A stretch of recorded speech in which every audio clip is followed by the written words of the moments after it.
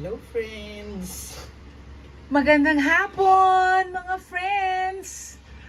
Right now, I'm looking at the weather situation here in the Philippines as of 4:45 in the afternoon, July 24, 2025. My God, can you see that?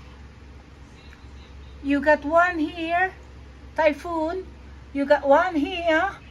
And I know there's another one coming from Mindanao area. OMG.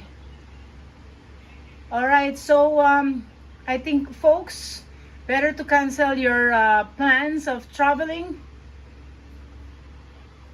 for this week because not a good idea. And as you can see,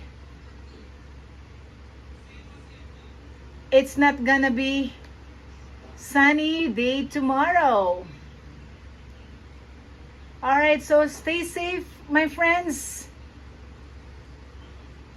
and just chill right there in your living room watching TV like no tomorrow. Bye.